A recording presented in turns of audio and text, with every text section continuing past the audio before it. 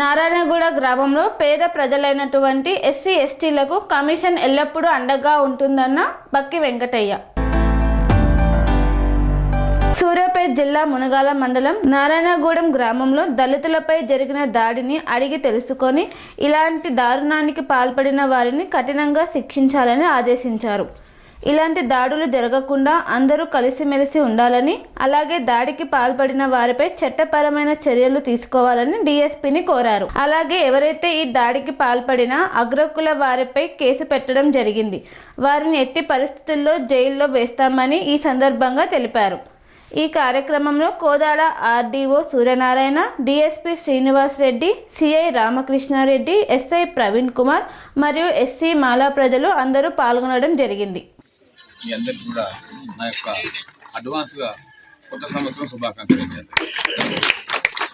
కార్యక్రమంలో చేసినటువంటి గౌరవనీయులు కమిషన్ సభ్యులు జిల్లా శంకర్ గారు, రాంబాబు నాయక్ గారు, డిపిఎం రాష్ట్ర కార్యదర్శి శంకర్ గారు, ఆర్డీఓ గారు, డిఎస్పీ మేడం గారు, డిఎస్పీ శ్రీనివాస్ రెడ్డి గారు, ఎస్ఐ గారు, సిఐ గారు, మీ పేరు రామ్లా లింగయ్య గారు, మీ పేరు మంగయ్య గారు, ఇక్కడ ఉన్న గెలిచినటువంటి వార్డు మెంబర్లు అందరికీ, మరి పత్రికా ప్రతినిధులకు, ఇతర పోలీస్ సిబ్బందికి అందరికీ కూడా నా యొక్క జేబీఎంలు నమస్సుమాంజలు. రాజకీయంగా సర్పంచ్ ఎన్నికల తర్వాత కొంత ఘర్షణ వాతావరణం ఉంటుంది. మనమంతా కూడా సంయమనం పాటించాలి. ముఖ్యంగా ఏంటంటే నేను 88 సంవత్సరం సర్పంచ్ అయినా. ఇక కొంతమంది మన విలేకరు 2 పుట్టకపోవచ్చు. 88 అంటే అప్పుడు 12, 20, 30 ఏళ్ళకి సర్పంచ్ అయ్యాను నేను. సర్పంచ్ అయితే నాకు అనుభవం. సర్పంచ్ అయితే వార్డు అయితే అనుభవం ఉంటుంది. సర్పంచ్ అయిన వ్యక్తి నిజంగా ఎమ్మెల్యే కావాలి, ఎంపీ కావాలి, ముఖ్యమంత్రి కూడా కావాలి. మన రేవంత్ రెడ్డి ముఖ్యమంత్రి లేక అనుభవంతో కిందికి వదిలేదు. రైతు ముఖ్యమంత్రి అర్థం కాదు వ్యవస్థ గురించి. అట్లా నేను ఏమంటే కొంచెం సహనము, ఓర్పు, శాంతం ఉండాలి. మరి శాంతమే సర్వాంగ భూషణం. నేను ఏమంటే గెలిచిన సంతోషంలో ఓడినోళ్ళకి కోపం ఉంటుంది, ఆవేశం ఉంటుంది, నిలబెట్టుకోవాలి ఉంటుంది, శాంతిపద విఘాతంగా కోపం ఉంటుంది. గెలిచిన వాళ్ళకి పేషెన్స్ ఉండాలి. మా ఊళ్ళో కూడా నేను సర్పంచ్ చేసింది అయినాయి. మా దగ్గర 300 మెజార్టీతో మా సర్పంచ్, మా క్లాస్మేట్ దగ్గర మిత్రుడు మా శంకరన్న కెరికి, రాంబాబు నాయకు, ఈ శంకర్ కెరికి గెలిచిండు. పోలీసులు ఏం చెప్పిండ్రు, వాళ్ళు పటాకు దండలు తీసుకొచ్చారు. నాకు డిఎస్పీ చెప్పిండు, సార్ పటాకు దండలు తీసుకొస్తే కేసు అయితే సార్, దాన్ని ఏం చెప్తే అబ్బాయి వాళ్ళు చెప్తున్నారు సార్ వాళ్ళన్నారు. పటాకు దండలు అదే అక్కడ నడుచుకుని ఇంటికి పోయారు. మళ్ళీ గెలిచిన తర్వాత ర్యాలీ తీస్తామన్నారు. ఎప్పుడు తర్వాత ర్యాలీ వద్దని చెప్పినారు. సపరేట్గా ఇంటికి వెళ్ళిపోయారు. అట్లా కొంచెం చెప్పేటప్పుడు ఒక పెద్ద మనిషి ఉండాలి. పెద్ద మనిషి చెప్పడం మనం వినాలి. అది వాళ్ళు ఆ రకంగా గెలిచినంత మాత్రాన గెలుపు అనేది ఏంది? ఎన్టీ రామారావు ఓడిపోయిండు, ఇందిరాగాంధీ ఓడిపోయింది, అనగా గొప్ప. వీళ్ళంతా గెలుపు ఉంటుంది, ఓటమి ఉంటుంది. గెలుపు అనేది ప్రపంచానికి పరిచయం చేస్తుంది, ఓటమి అనుభవాలు నేర్పిస్తుంది. గెలిచినంత మాత్రాన పొంగిపోవద్దు, ఓడిపోయినంత కుంగిపోవద్దు. ఓటమి విజయానికి నాంది. 80,000 కోఆపరేటర్లు ఎవరు ఓడిపోయినా, 80 సరిపోయినాగానే గెలిచిన. 2001 జడ్పీసీ ఓడిపోయినా, 2000 జడ్పీసీ గెలిచిన, ఒకరు ఎంపీకి గెలిచినాం, ఒకరు ఓడిపోయినాం. ఇట్లా రాజకీయాలు కామన్ కదా, జరుగుతుంటాయి ఇవన్నీ. దానికోసం గెలుపులు, ఓటములు అవన్నీ టేక్ ఇట్ ఈజీగా ఉండాలి రాజకీయాలలో. ఆ రకంగా వాళ్ళు రావడం మాత్రం కరెక్ట్ పద్ధతి కాదు. అట్లా కొట్టడము, కులం పేరు దూషించడము అది మంచి పద్ధతి కాదు. మరి 79 ఏళ్ళ తర్వాత కూడా ఇంకా కూడా ఎస్సీలు అంటే అది సుఖభావనం ఎందుకో నాకు అర్థమైతే లేదు. అది మంచి పద్ధతి కాదు. నేను ఒకటి కోరుతూ ఉన్నా, నీకు ఏదన్నా ఉండొచ్చు, నీకు 100 కోట్లు ఉండొచ్చు, 100 తోల బంగారం ఉండొచ్చు, 100 ఎకరాల భూమి ఉండొచ్చు. సాటి మంచిగా గౌరవించు. మనమంతా మామూలు సమానం. భారత రాజ్యాంగంలో అంబేద్కర్ అంత గొప్ప రాజ్యాంగం రాసిపోయాడు. మరి ఇప్పుడు అంబేద్కర్ అనేటువంటి లేక ఇంత మంచి పగడబంది రాజ్యాంగం రాయకపోతే మరి ఎస్సీ ఎస్టీలను ఈ దేశంలో ఉంచపోదురా? మరి పాకిస్తాన్లకు వేరే రాష్ట్రం దేశం బొమ్మ ఏర్పాటు చేస్తారు. అర్థమైతే కొందరు రాజకీయాలు చూస్తే ఎంత మూర్ఖత్వం, ఎంత దాన్ని ఏమంటారు అహంకారం. అట్లా చేసే పనులు అవి మంచి పద్ధతి కాదు. దాని సభ్యసభ్యులు కూడా క్షమించరు. మేధావులు కానీ ప్రజాసమితిని ఎవరు సమ్మతించరు. అటువంటి మూర్ఖత అయిన గుణపాఠం చెప్తారు. వాళ్ళు ఇవాళ ఎస్సీ ఎస్టీ కేసు కావచ్చు, చట్టంలో ఒక లోటుబాటు ఉన్నాయి. ఎస్సీ ఎస్టీ కేసు కూడా ఈ మధ్యకాలంలో సుప్రీంకోర్టు గైడ్లైన్స్ ప్రకారము స్టేషన్ బెయిలిస్తున్నారు. 7 సంవత్సరాల లోపల కేసు అన్నిటి కూడా స్టేషన్ బెయిలిస్తున్నారు. ఆ మేము కూడా నేషనల్ కమిషన్ దృష్టికి కూడా ఉంచబోయేది. ఎస్సీ కమిషన్ దృష్టికి కానీ, వడ్డేపల్లి రామచంద్ర మన రాష్ట్రం నుంచి ఉన్నాడు, హుస్సేన్ నాయక్ మన రాష్ట్రం నుంచి ఉన్నాడు. దృష్టికి నేషనల్ కమిషన్, ఎస్టీ కమిషన్ కలిసినాం, ఎస్సీ కమిషన్ కలిసినాం. ఇది పద్ధతి కాదు, ఇది ప్రత్యేకమైన చట్టం, దీనికి న్యాయం ఉండాలి, ఇది అన్నిటిలో ఉండేది కాదని చెప్పినాం. అది కూడా ప్రయత్నం నడుస్తూ ఉన్నది. నేను ఏమంటే స్టేషన్ బిల్లు చూసుకోవచ్చు, కానీ పకడ్బందీ సాక్షులు ఉంటే, పకడ్బందీ వీడియోలు ఉంటే, వాళ్ళు కొట్టామని చెప్పి తిట్టం, ఎస్సీ కానీ తిట్టం నిజంగా ఉంటే వాళ్ళు జైలుకు తప్పదు. జైలు పోతారు వాళ్ళు. మీరు గట్టిగా ఉండాలి. సాక్షులు గట్టిగా వాళ్ళు తప్పు చేరిపోతారు, తప్పు చేసామని చేరిపోతారు. నేను తప్పు చేయకపోతే అనేక అసలు జైలు పంపుడు. నేను ఎస్సీ కమిషన్ నేను మీ ఊరిని అయినా కానీ తప్పు చేయమని జైలు పంపమని చెప్పా, తప్పు చేయమని కేసు పెట్టమని చెప్పా. రాజ్యాంగబద్ధమైన పదవులు ఉన్నా, నాకు కూడా గౌరవ ఎథిక్స్ ఉన్నాయి. కానీ తప్పు చేస్తే మాత్రం వదిలిపెట్టాలి, తప్పు చేయకపోతే వాళ్ళం ఇది చేయదు. అది నా సిద్ధాంతం. నేను మీ అందరినీ కొడుతూ ఉన్నా. ఇంకోటి మన ఆర్డీ వారు ఇక్కడనే ఉన్నారు, తర్వాత డిఎస్పీ వారు ఇక్కడనే ఉన్నారు, సిఐ గారు ఉన్నారు. ఈ నెల 30 తారీఖు నాడు ఈ గ్రామంలో సివిల్ లైట్ జరపండి, జరిపి ప్రశాంత వాతావరణం తీసుకురండి. డిఎస్సీ డోమెంట్ వినే ఉన్నారు. సివిల్ లైట్ జరపండి, ఓ సామూహిక భోజనం ఏర్పాటు చేయండి. ఎస్సీలకు కానీ మిగతా బీసీలకు కానీ ఓసీలకు కానీ అందరికీ సామూహిక భోజనం పెట్టి ప్రశాంత వాతావరణంలో బతకనియండి. మనం అంతా ఊళ్ళో ఏంది అక్క అన్న తమ్మి మన కులం చూడం. మనం పెనుగోళ్ళు ముద్రాలు కావచ్చు, గంగోళ్ళు కావచ్చు, రెడ్డిలు కావచ్చు, బ్రాహ్మణులు కావచ్చు, కోమటి కావచ్చు, వదినే అంటాం, మరదల అంటాం, బావ అంటాం, తాత అంటాం. మనం వరుస పెట్టి పిలుచుకుంటాం. ఆ వాతావరణంలో బతకాలి మన తెలంగాణ ప్రజలు. అటువంటి వాతావరణంలో బతకాలి కానీ ఓరుకోలు మనం కలిసి జీవించాలి. ఇప్పుడు మనము గెలిచిండ్రు, ఓడినరు, 5 ఏళ్ళు మనం కలిసి జీవిస్తాం కదా. వాళ్ళ వ్యవసాయం మనం పోతాం కదా, మన దగ్గర వాళ్ళు వస్తారు కదా. వాళ్ళ భోజనం పనులు అయితే మనం పోతాం కదా, మన పని అయితే వాళ్ళు వస్తాం కదా. మనం కలుసుకుంటాం కదా. ఇంత కక్షలు ఎందుకు నాకు అర్థం కాదు. గెలిచింది అనుకో, గెలితే ఏమవుతుంది? గెలిపంటే ఏంటి? ఓడినోడేమో రాజకీయాలు ఏముందమ్మా మీ అంతా తెలియంది కాదు. ఓడినోడేమో బజార్లు ఏడుస్తాడు, గెలిచిన తలపెట్టుకొని ఏడుస్తాడు. అట్లుందమ్మా రాజకీయం. ప్రజలు అట్లా మారిపోయింది. రాజకీయం అంటే డబ్బులమయమైందమ్మా. అప్పు తేవాలి, భూమి అమ్మాలి, బంగారం అమ్మాలి, పుస్తకాలు కూడా పెట్టాలి, అప్పులు కావాలి.